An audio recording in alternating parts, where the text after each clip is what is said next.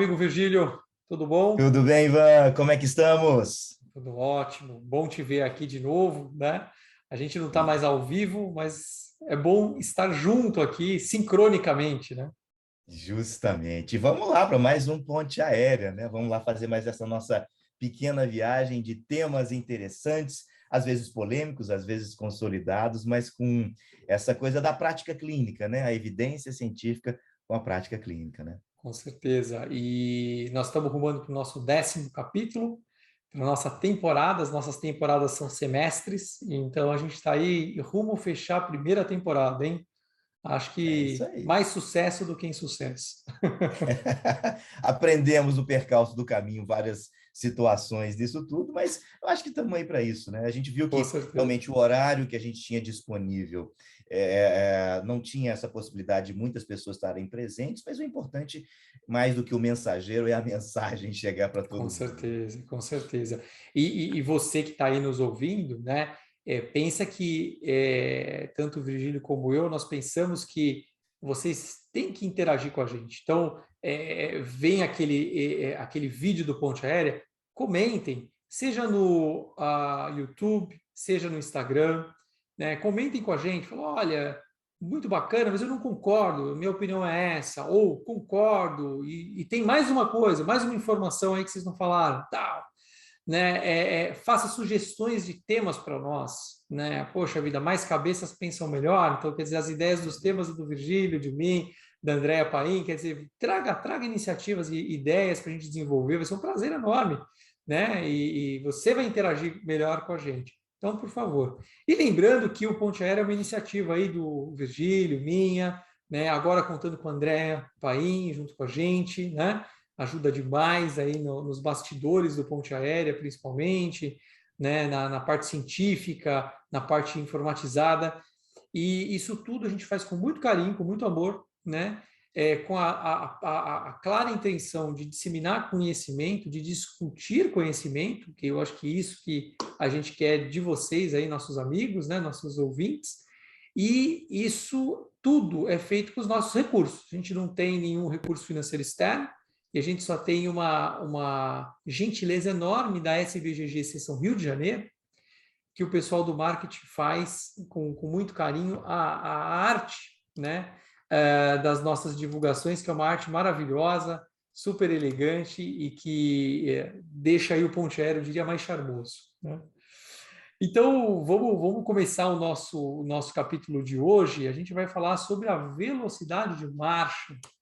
Será que ele é um sexto sinal vital ou não? Eu vou dar uma introdução, eu vou querer ouvir muito da grande revisão que o Virgílio fez, e depois a gente vai discutir um pouco aí das nossas opiniões a respeito desse tema muito importante, mas com alguma polêmica prática a respeito. Tá bom. Sabe, Virgílio, na minha visão, a velocidade de marcha, assim como outros conceitos em geriatria, aqui a gente pode citar a próxima força de preensão, que a gente vai falar daqui a 15 dias, a gente pode citar fragilidade, a gente pode citar sarcopenia. A gente tem vários temas em geriatria que são muito falados e pouco implementados, né? Concorda? Com toda E, certeza.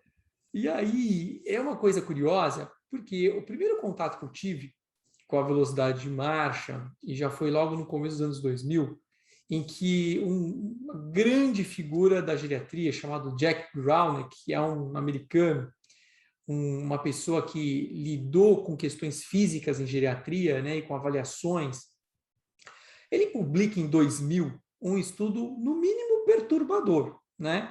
No famoso Journal of Gerontology, naquela época, Medical Sciences, né? Hoje, Biological e Medical Sciences, né? O famoso Journal of Gerontology Series A ou A, Uhum. né? Um dos maiores jornais da nossa área, da geriatria e gerontologia. E ele publica um estudo em que ele avaliou questões físicas e a sua associação com perda funcional, um dos pilares da geriatria e gerontologia. E, surpreendentemente, resumindo brevemente, o que eles encontraram? O Jack e colaboradores encontraram que um dos itens muito emblemáticos desse estudo foi ver a velocidade de marcha. e eles viram que quanto menor a velocidade de marcha do indivíduo, maior a sua associação com perda das atividades diárias, com disability, né, com a perda da funcionalidade, traduzindo aí do inglês. Muito bem, muito até que se falou, pouco ou nada, eu diria nada, se implementou. Até que, mais ou menos, pouco mais de 10 anos depois, em 2011, eu diria que um dos maiores estudos em geriatria, aliás, o do Jack Graunik, e esse estudo que eu vou falar agora, de 2011, da Stephanie Studensky, que já esteve aqui no Brasil recentemente, aliás, são os estudos mais citados na história da geriatria e gerontologia. Tá? Eles estão entre os 25 maiores estudos que a gente tem aí numa listagem prática que foi feita aí recentemente, inclusive. E aí, em 2011, a Studensky me publica, então, um grande estudo, que foi uma análise de 9 estudos de coorte, que foram feitos, né, basicamente no final dos anos 80 até o começo dos anos 2000. E o que surpreendeu demais, Virgílio, foi justamente ver que a cada 0,1 metro por segundo a mais em velocidade de marcha, o indivíduo tinha uma sobrevida maior. E, obviamente, o inverso é verdadeiro. Quanto menor a velocidade de marcha, o indivíduo tinha uma sobrevida menor. Então, algo proporcional. Então, quanto melhor a velocidade de marcha, você vive mais. Quanto menor, você vive menos. 2 fatos, Virgílio, são muito interessantes nesse artigo da Studensky, publicado na JAMA, né? Grande revista JAMA. E o que chamou minha atenção? 2 pontos. Ponto 1. Virgílio, você entende muito bem disso, também vai concordar. Olha, quando a gente olha as médias e o desvio padrão dos 9 estudos de coorte, eles são simétricos. Impressionante. Populações diferentes dentro dos Estados Unidos. Mas quando a gente olha a variação da média, muito igual entre eles. E quando a gente olha o intervalo de confiança, muito estreito, muito pequeno, qual é a tradução dessa linguagem científica? Que as medidas têm uma acurácia muito importante. Pequenos intervalos de confiança, médias muito semelhantes entre estudos diferentes. Então, é sinal que a acurácia dessa medida realmente parece algo importante. Quando a gente olha a curva, a plotagem de sobrevida, o segundo fator importante que eu noto é um corte em 1 metro por segundo. Então, o percentil 50 está em 1 metro por segundo. Abaixo de 1 metro por segundo, são indivíduos que estão desfavorecidos, que têm já mortalidades precoces, quando corrigidas por sexo, idade e outros fatores. Acima de 1 metro por segundo, obviamente, aumenta-se aí a sobrevida perto da média. Então, 1 metro por segundo, eu me lembro bem que foi muito comentado dali até hoje, passados 10 anos, a gente pode ver, e os amigos que estão vendo a gente aqui, tem isso na cabeça. 1 metro por segundo, a medida de referência em várias publicações, em que a gente hoje tem uma variação entre 0,8 a 1 metro por segundo, como as medidas mais comuns de velocidade de marcha. Mas, Virgílio, você concorda comigo? De 2011 até hoje, 10 anos, você vê muita gente fazendo velocidade de marcha? Você acha que a velocidade de marcha é um sexto sinal vital? O que você acha? Pois é, não, essa é a grande questão. Esses trabalhos, né, que você está trazendo, em especial alguns que já já eu vou mostrar também, eu me ative a pegar o que acaba sendo mais robusto para a gente, as revisões sistemáticas, né, e as grandes meta-análises, porque quer queira ou quer não, elas vão traduzir para a gente uma revisão dos inúmeros papers. Na verdade, a gente joga direto Gate Speed, Elderly, faz um mesh da vida na PubMed, a gente conta pelo menos 5.000 papers aí envolvidos, desde duplo cego randomizados até revisões narrativas, scope review. Mas a meta-análise é que traz a robustez para a gente no dia a dia, né? E na nossa prática, o que já já a gente também vai comentar, a gente é clínico, né? A gente está lá atendendo o nosso paciente e a gente quer médias adequadas, ou melhor dizendo, pontos de corte para que eu possa definir caso e não caso. Os dados, né, como você muito bem trouxe, do professor Studensky, do Jack Guralnick, eles criaram esse estopim inicial. Eu lembro no início de 2000, a gente tentando verificar, e não é à toa que até, diferente de nós, né, país em desenvolvimento, existem computadores específicos, né? O Gate-Ride, por exemplo, né, que é um tapete da marcha com vários sensores, 9 metros, 7 metros, que, junto a um laptop, consegue ver a altura do passo, largura do passo, pisada do passo, o que a professora Tinete traduziu isso nada mais, nada menos do que um instrumento que a gente utiliza de forma muito comum na prática clínica, que é o POMA, né? Performance Oriented Measured Assessment. E, através desse instrumento, a gente consegue ter pontos de corte aprendidos, né, junto com a equipe do serviço social, para tirar da ideia do subjetivo e dizer, olha, objetivamente tem uma alteração da marcha e do equilíbrio. Isso não é muito papo de hoje, mas, na verdade, é para dizer que, a respeito da velocidade da marcha, e essa proposição de ser um sexto sinal é uma proposição que a gente está também endossando, mas de vários autores ao longo, em especial, desses últimos 10 anos, dessa última publicação da professora Studensky, né? Eu vou projetar aqui para a gente, compartilhar com a gente uma tela, só para a gente refletir a respeito de alguns estudos dentro desse sentido, para que a gente possa refletir juntos, né? Eu vou só aqui, perfeito, ótimo. O que a gente sabe, isto, né, é a dúvida, né? Será que realmente a velocidade da marcha é um sexto sinal vital? Imagino que você esteja vendo, né? Com certeza. Tá ótimo, então tá rodando ali para poder abrir. E essa dúvida, né? Sempre quando a gente fala de sinal vital, a gente vai às raízes da história da própria medicina, né? O que é principal? É frequência cardíaca, frequência respiratória, é aquilo que é vital e determina para mim alterações de um funcionamento orgânico. A provocação nossa, né, do Ivan e minha, é apresentar para vocês esse sexto sinal vital e, de alguma forma, trazer para vocês uma única questão que vale todo esse bate-papo. Vão medir isso no consultório? Vão medir isso nos nossos ambulatórios? Com Porque quando a gente certeza. fala da velocidade da marcha, o que os trabalhos, os inúmeros papers trazem para a gente, e essa é uma revisão, uma meta-análise feita por Liu e colaboradores do grupo de Beijing, onde a complexidade, né, através da qual se dá essa única e simples medida, está envolvendo uma série de sistemas, uma série de órgãos, e quer queira ou quer não, que já já a gente vai ver, os estudos começam a mostrar que trazem uma representação, inclusive, de estados pré-clínicos, né, de condições pré-mórbidas. Tudo que nós queremos na geriatria é um instrumento que seja de fácil acesso, que seja barato, que tenha uma acurácia adequada, que não me tome tempo para eu poder, mas que deem para mim, ou dá para mim, né, resultados adequados para que eu possa prever desfechos indesejáveis, toda sorte de desfechos, né? E esses dois itens que nós escolhemos para discutir hoje, a velocidade da marcha e na próximo nosso encontro, a força de pressão palmar, eles são instrumentos ou medidas extremamente promissoras. De antemão, eu já digo em alguns dos papers, eles são mensuradores, eles são indicadores isolados de morte no idoso. Se a gente pensa esse desfecho duro, né, Ivan, como um dos dados mais importantes para a gente, eu vou querer utilizar uma forma de identificar precocemente aquele indivíduo que tem 1 metro por segundo, 2 metros por segundo, né?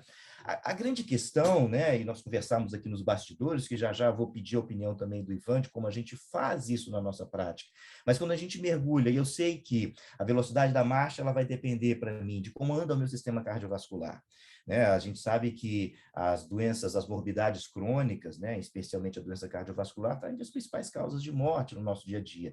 Se eu tenho um instrumento através do qual eu possa predizer desfechos, e não é à toa que os estudos observacionais, uma série de trabalhos pré-cirúrgicos, uma série de trabalhos, tanto cirurgia cardíaca, toda sorte de cirurgia, usam também, ou tem usado também, a velocidade de marcha como indicadores no acompanhamento do perfil desses idosos. Aparelho pulmonar, músculo esquelético, neurológico, e hoje, em especial nos últimos 7 anos, a investigação conjunta da velocidade da marcha com cognição. O impacto disso ele é muito grande, né? Então, o que a gente sabe da velocidade da marcha é que, obviamente, a complexidade da verificação desse item, né, ou desse sinal vital, ele vai depender, obviamente, de um espaço através do qual esse indivíduo entre numa marcha usual. Ou seja, ele tem que ter um processo de acelerar dessa marcha, uma velocidade de cruzeiro, vamos chamar dessa forma, e um desacelerar até atingir seus respectivos objetivos. E essa é a complexidade cardiovascular, muscular, neurológico, cognitivo. O que os dados, né, e esse é o trabalho, um dos trabalhos da Studensky, não esse que o Ivan citou, mas um anterior, que ela justamente pontua, né, essas perdas que vão acontecendo ao longo das décadas. E, segundo ela, e na observação de alguns trabalhos longitudinais, 0,013 metros por segundo ao ano a partir dos 40 anos de idade. Ou seja, uma perda de 15% por década até os 70 anos de idade, e depois dessa faixa etária, uma perda de até mais, em torno de 30%. Isso é importante, esses dados são relevantes para mostrar para a gente que apresentar redução da velocidade da marcha é algo fisiológico. Isso é algo que vai acontecer conosco, em função das inúmeras alterações que nós temos, das teorias biológicas do envelhecimento, das perdas associadas aos inúmeros órgãos e as disfunções que estão presentes. Entretanto, são habilidades que a gente pode antever e o que os estudos trazem para a gente, né? Esse é um trabalho do Manuel Monteiro e do Shapira, né? Um grupo, né, de queridos colegas da Argentina, do Hospital Italianos, onde em especial em 2005, eles fizeram uma verificação e uma observação, esse para citar, eu acho que talvez seja o único estudo de corte transversal, que mostra para a gente, o que eu vou repetir em vários outros estudos para vocês, uma taxa de sobrevivência, uma curva de Kaplan-Meier, mostrando como se comportam esses indivíduos, em especial aqueles que têm uma velocidade da marcha reduzida. E nesse momento, sem falar em pontos de corte, a gente sabe que os estudos internacionais, né, e tanto Ivan como eu, nós somos mergulhados, né, na fragilidade, na sarcopenia, a gente sabe e é notório que os pontos de corte eles são determinantes para a gente definir caso e não caso. É quase impossível comparar um brasileiro com um anglo-saxão, ou comparar com um oriental. Não é à toa que os pontos de corte para essas populações, eles sugerem que sejam discretamente diferentes do que todos os autores orientam. Mas no trabalho dos colegas lá do Hospital Italiano, eles verificaram a velocidade da marcha como um precursor, um preditor isolado de eventos, uma série de eventos, entre esses eventos, a própria mortalidade. E aqui eu trago, em especial, a velocidade da marcha, a verificação do POMA, esse teste, né, sugerido pela professora Mary Tinetti, e o time do Get Up and Go, que são testes que nós utilizamos a todo instante na prática clínica, que indiretamente apresentam a mensuração e a verificação, equilíbrio, marcha, e entre eles, claro, também a velocidade da marcha. E o que a gente observa, né, em todos os 3 instrumentos é que aqueles indivíduos nessas curvas, né, aqueles que apresentam uma velocidade da marcha reduzida, ou apresentam pontuação do POMA alterada, ou uma velocidade, um tempo para levantar e caminhar muito maior do que aquilo esperado, né? Eles apresentam, sim, uma piora, né, desses desfechos, ou seja, comparado com os indivíduos que têm uma boa velocidade da marcha. Isso para trazer, nesse contexto histórico, como o próprio Ivan já colocou, o processo de compreensão de como a ciência vai solidificando um conjunto de informações. E naquele momento, né, os colegas postularam, será que eu tenho condições subclínicas? Será que está associada a um envelhecimento anormal? Ou até mesmo as doenças crônicas atuariam diretamente sobre essa velocidade da marcha e, com isso, gerando eventos indesejáveis? O que nós queremos, insisto, é um instrumento que consiga predizer para a gente esses desfechos, e eu consiga atuar de forma protetora para que esse nosso idoso não evolua com nenhum desses efeitos indesejáveis, né? E esse é um comentário, né, do seu colega, né, do Matteo Cedjar, eu não tenho o privilégio de conhecê-lo, mas assim, é um editorial muito legal também, publicado no JAMA em 2011, o mesmo editorial onde a professora Studensky, né, ela faz essa e levanta todos esses dados, né?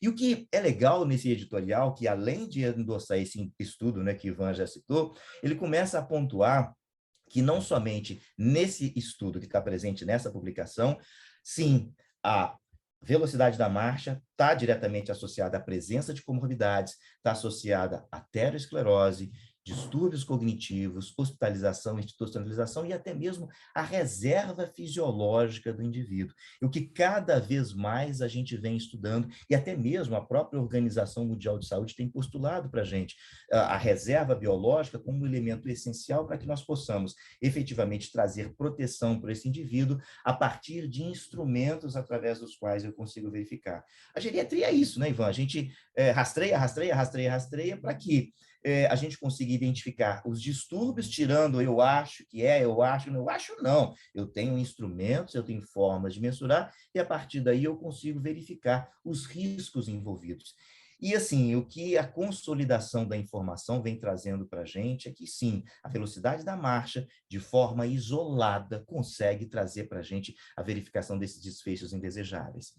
E aqui, essa é uma revisão sistemática do grupo francês, trazendo para a gente, né, a mensuração da velocidade da marcha e a complicação e associadas com a própria fragilidade.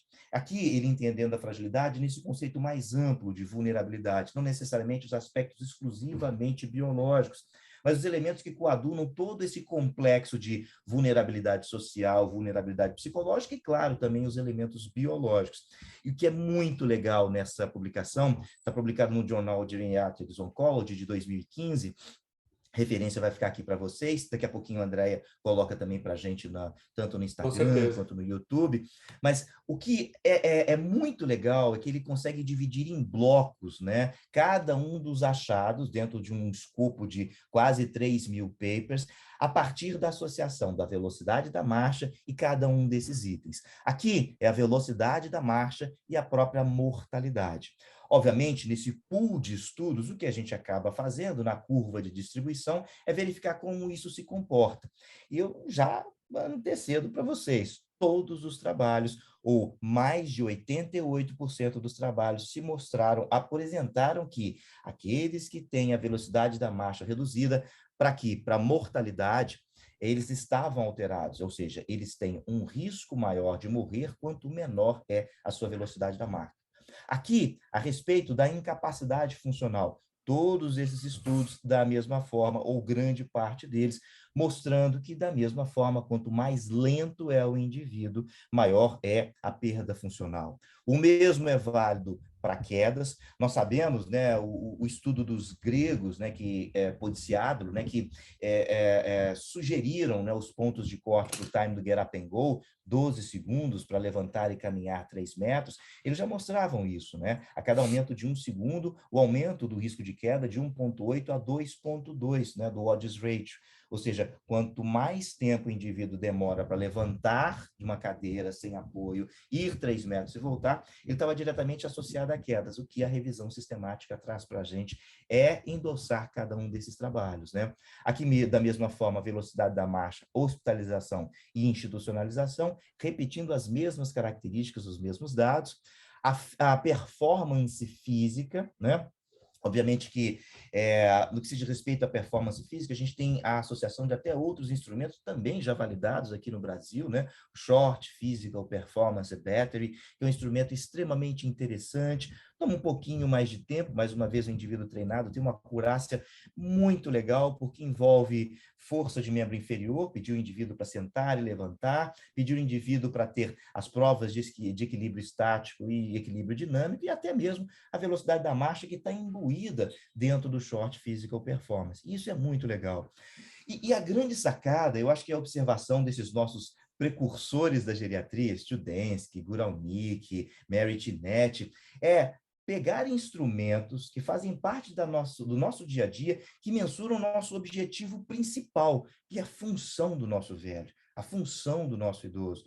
O short physical, o time do get up and go e a própria velocidade da marcha mede o que Spencer colocou lá em 1990, que é a avaliação funcional, habilidade para desempenhar as atividades básicas, instrumentais e a mobilidade. E eu acho que o encanto da gente pegar esse instrumento, que assim, óbvio, é o que já já a gente vai discutir, a praticidade desse instrumento no nosso consultório, no nosso ambulatório, mas é um instrumento que vai mensurar para mim a performance.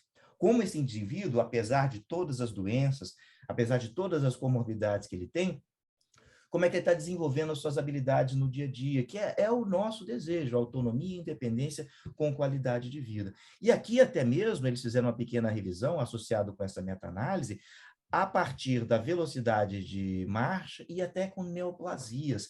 Então, a implicação em doenças também tem um impacto muito grande. Volto a dizer, a interação entre os vários sistemas e órgãos é imensa. Ou seja, a velocidade da marcha para fragilidade, com um marcador isolado de fragilidade, né? Sarcopenia, mortalidade, incapacidade, queda, hospitalização, neoplasia e até como um screening isolado. E não é à toa que nas publicações lá atrás, né, do professor Alfonso Cruz Gentoff, ele postulou que às vezes, ou melhor dizendo, naquela primeira publicação de 2010, até a velocidade da marcha seria o primeiro item do rastreio, né, naquele indivíduo que apresentava a questão da sarcopenia no EUXOP.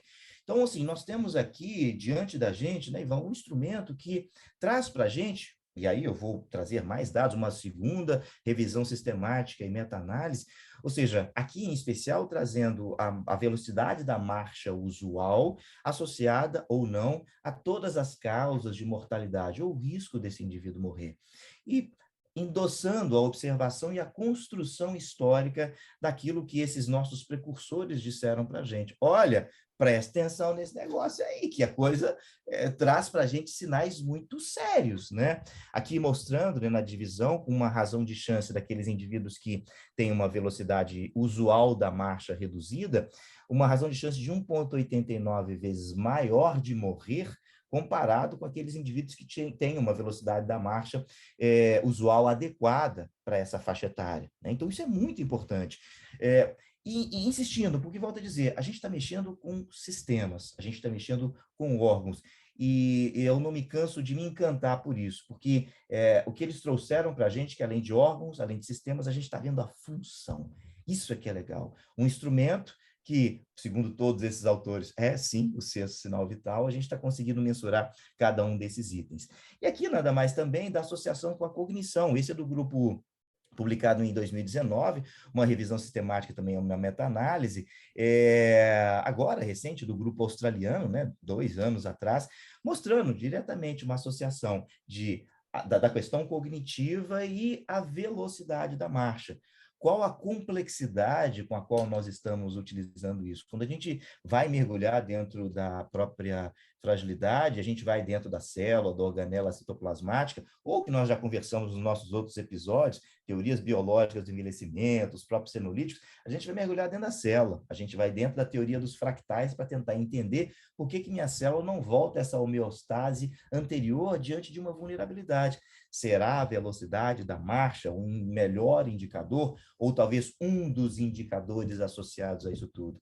O que os trabalhos mostram para a gente é que, assim, nos papers de sensibilidade, quando eu quero trazer o indivíduo para dentro e olhar, a velocidade da marcha ela é super interessante, mas ela isolada não consegue entender a compleição de tudo que acontece, né?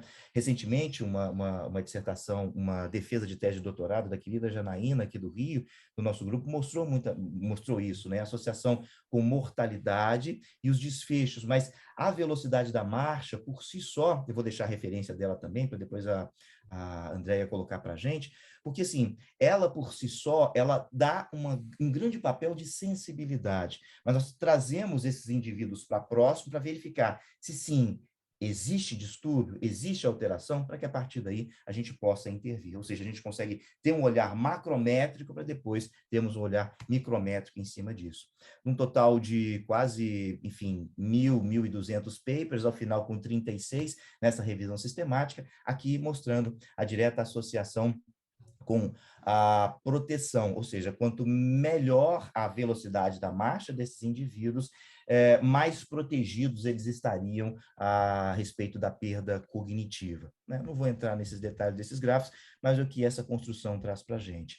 E aqui, já dando ensejo, né, para o nosso bate-papo daqui a 15 dias. Né? E aqui o papel da velocidade da marcha e da força de preensão palmar na predição de 10 anos de declínio cognitivo.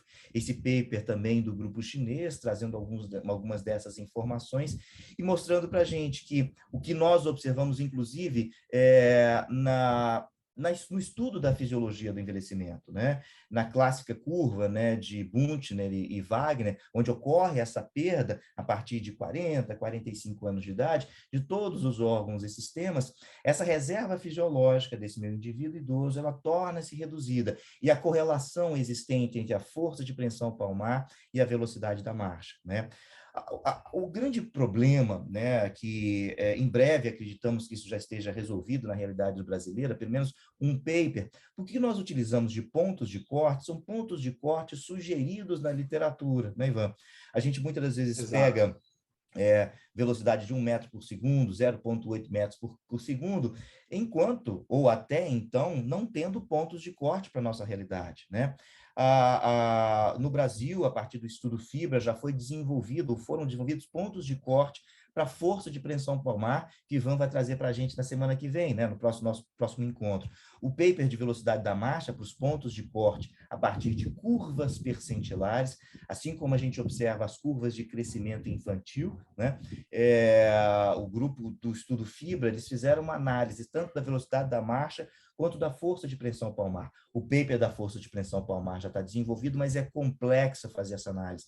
E o grupo está desenvolvendo, assim como o FRAX, aquele instrumento onde a gente observa o risco do indivíduo evoluir com osteoporose, um site específico, um nicho específico para armazenar os dados dos seus pacientes, dos nossos pacientes, onde a gente observa que aonde, em que momento, nessa curva de perda fisiológica que ele se encontra. Virgílio, ele se encontra no percentil 20, onde a taxa de mortalidade pode chegar a, vamos arbitrar um número, 10%. Não, ele está no percentil 10, ele está muito lento.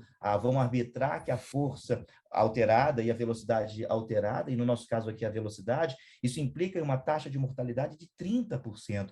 Então, isso vai dar substrato para que, com pontos de corte da nossa realidade, a gente consiga identificar claramente e trazer métricas, não para a população norte-americana ou europeia ou a oriental, mas a população do Brasil, com dados de 8 mil idosos que foram mensurados, né, dentro do estudo Fibra.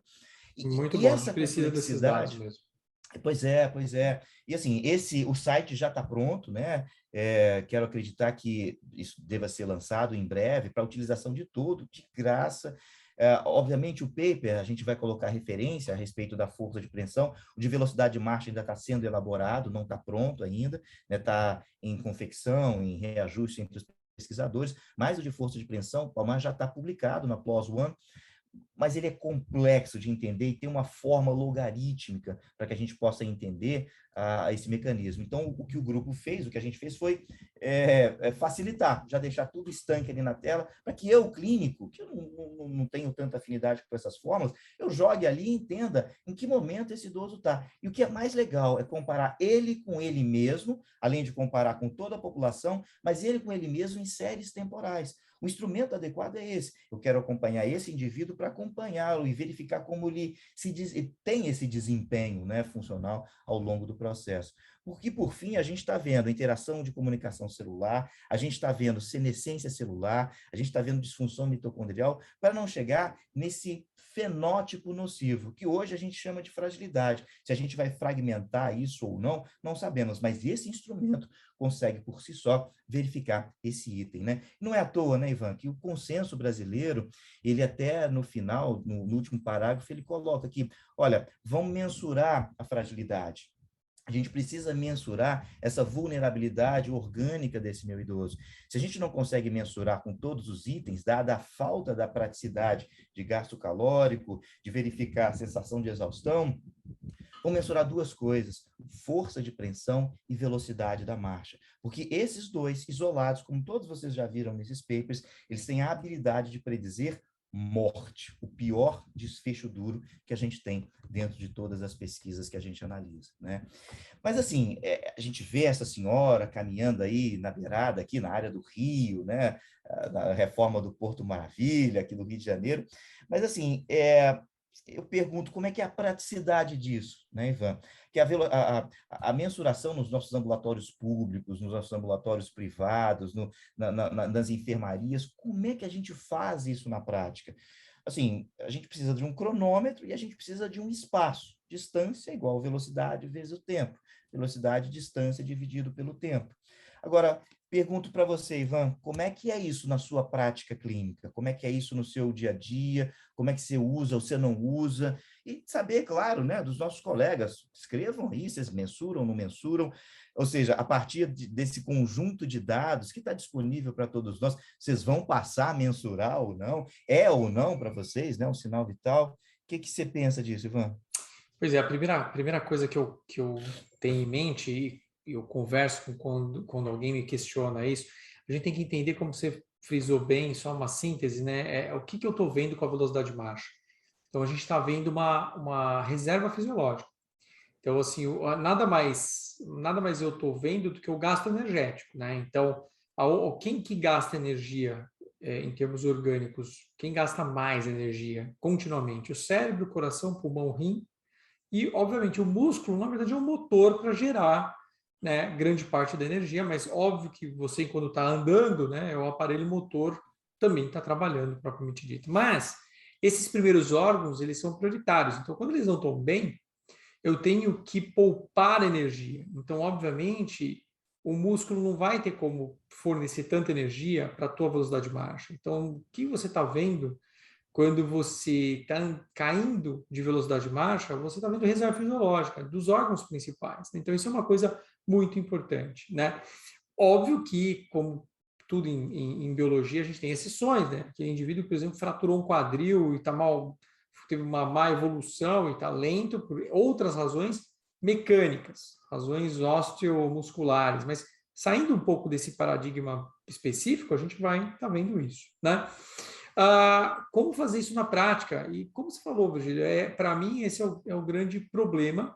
Eu acho, já adiantando, não é perfeito. Como eu faço, por exemplo? Então, eu acho que eu e você, a gente é a realidade média aqui das pessoas, em que a gente tem um consultório dentro de um centro médico e que eu não tenho, às vezes, um espaço suficiente dentro da minha clínica para fazer com conforto. Então, eu vou fazer isso, por exemplo, no corredor, por exemplo, do meu consultório.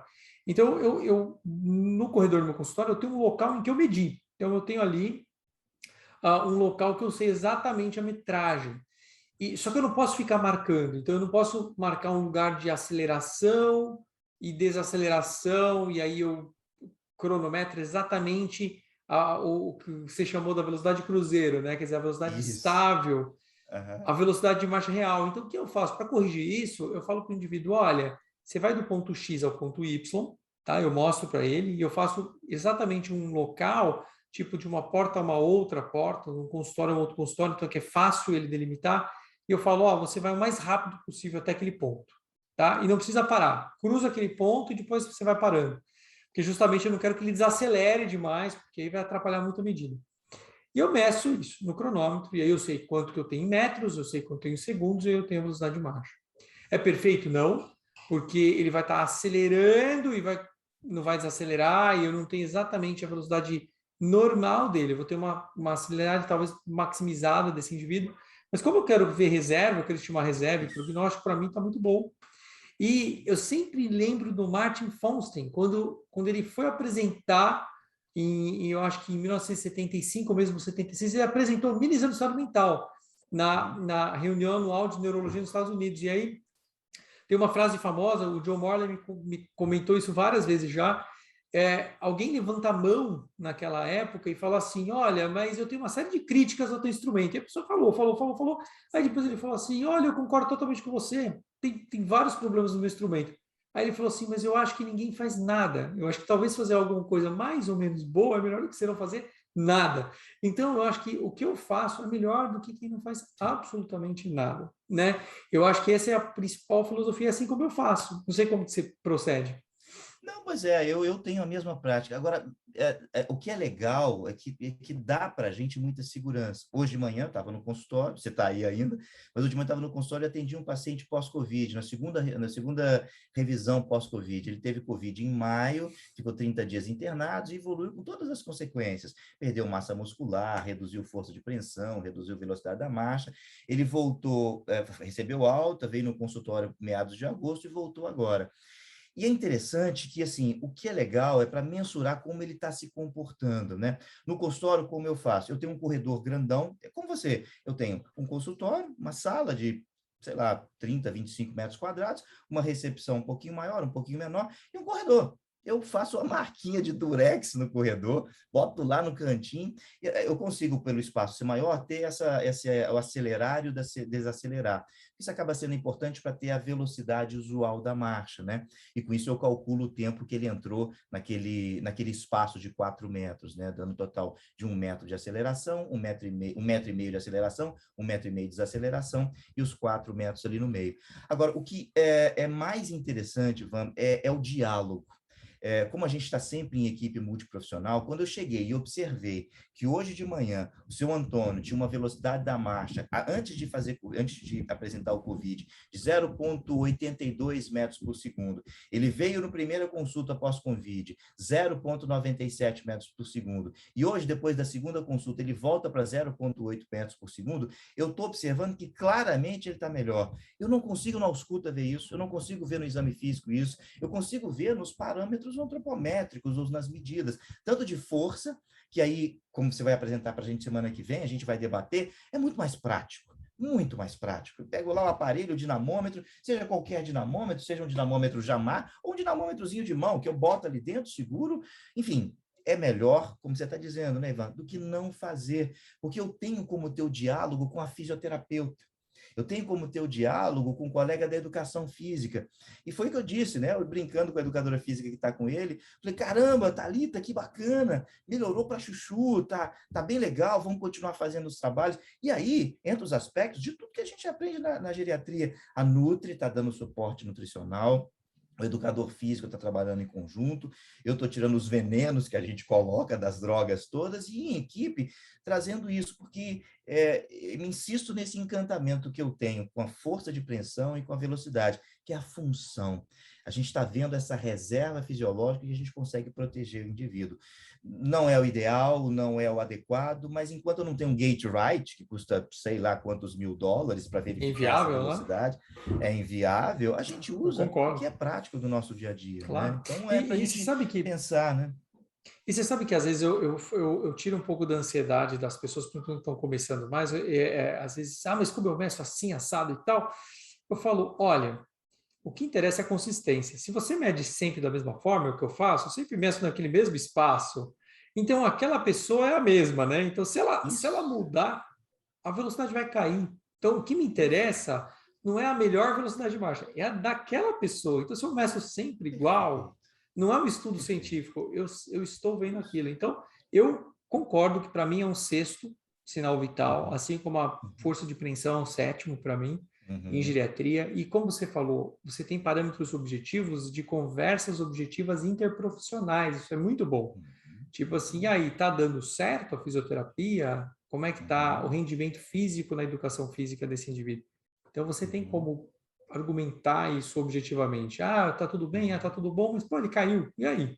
Né? uhum, Mas aí você olha e fala, não, mas olha, a velocidade de marcha dele vinha caindo, a força de pressão diminuindo, quer dizer, ele deve ter entrado numa sarcopenia, né? Então, isso é uma questão muito, muito relevante para a gente ter em mente. eu acho que assim, quanto mais a gente se apropriar, né, desses instrumentos baseados nessa toda evidência, até para apresentar, como você está dizendo, desde o declínio, a gente observa e o site, né, por exemplo, o de força de preensão palmar já vai trazer isso para a gente. A gente vai comparar ele com ele mesmo em cada consulta, dentro das curvas percentilares. Então, eu consigo, inclusive, imprimir isso e mostrar para a família. Olha, o desempenho, como está acontecendo. Melhorou. Isso, do ponto de vista de aderência, né? Você com também formação em psiquiatria, a aderência desse paciente é Muito importante. imensa. Com E da certeza. mesma forma, se ele está perdendo, a gente consegue sinalizar, opa, como é que está a ingesta sei lá, de proteína, está bebendo água. Então, assim, torna-se muito prático. E esse termo que você usou, objetivo, da gente trazer para ele. Eu concordo contigo, eu acho que esses dois itens, sexto e sétimo sinais vitais, e que possamos implementar cada vez mais isso na nossa Com prática, né? certeza, com certeza. Olha, ótimo papo hoje. Eu acho que vai É ser isso. uma conversa muito legal que as pessoas vão poder ver e tomara que elas opinem, né, Virgílio? Dê aí, quem sabe, Isso. alternativas de como elas fazem na prática clínica, Perfeito. o que elas acham, Perfeito. se elas gostam, se elas Aham. não gostam. Esse é o nosso objetivo Sim, aqui, é o diálogo, é o é discurso, né? isso. É isso. Prazer em te ver, meu Maravilha. amigo. Muito bom, Eu muito bom. digo mesmo, Ivan, encerrando o nosso voo aí, nos vemos Com em 15 certeza, dias. com certeza. Vamos falar do sétimo sinal, força de apreensão. Maravilha, maravilha. Grande abraço, Virgílio. Um abraço, Ivan. Tchau, tchau. Abraço a todos. Tchau, tchau.